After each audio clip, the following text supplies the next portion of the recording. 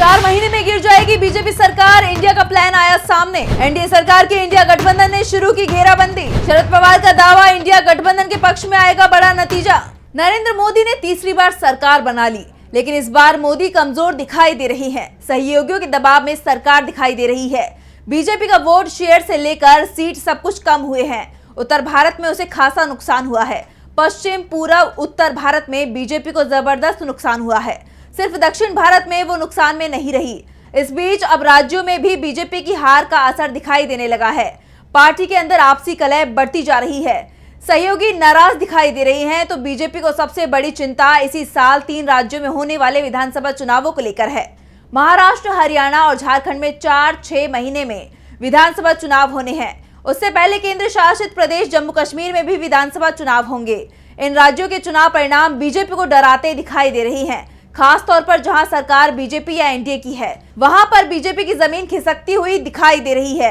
India गठबंधन भारी दिख रहा है। चुनावों में बीजेपी सभी राज्यों में हारती दिख रही है। बड़े संकट का संकेत पीएम मोदी को भी मिल रहा है। इस बीच एनसीपी एससी के प्रमुख शरद पवार ने बड़ा ऐलान कर दिया है। लोकसभा चुनावों के बाद से नए जोश में दिखाई दे रहे पवार ने दावा किया है कि 4 से 6 महीने की बात है, उसके बाद एनडीए की सरकार को हटा देंगे। महाराष्ट्र में लोकसभा चुनाव में एनडीए को 17 और इंडिया को 30 सीटों पर जीत मिली।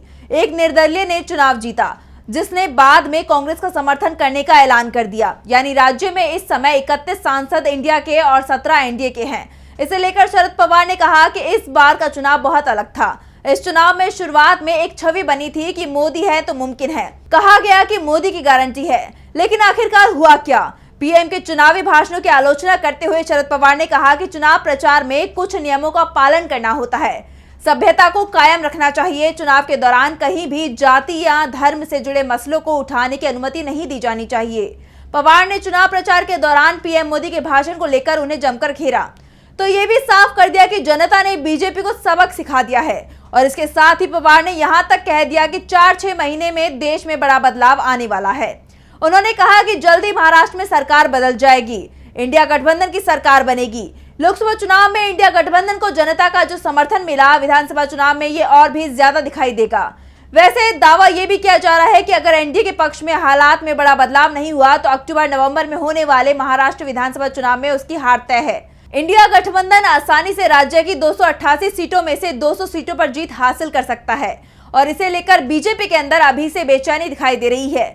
राज्य में ना तो मोदी का चेहरा चला और ना ही राम मंदिर का मुद्दा। वैसे राम मंदिर का मुद्दा तो इस बार यूपी में ही नहीं चला। बीजेपी अयोध्या फैजाबाद सीट के साथ ही अयोध्या से लगी हुई सभी 9 सीटें हार गई। वाराणसी सीट पर भी पीएम मोदी मुश्किल से जीत पाए, जिससे साफ हो गया कि अब देश में मोदी की लोकप्रियता काफी नीचे आ चुकी है।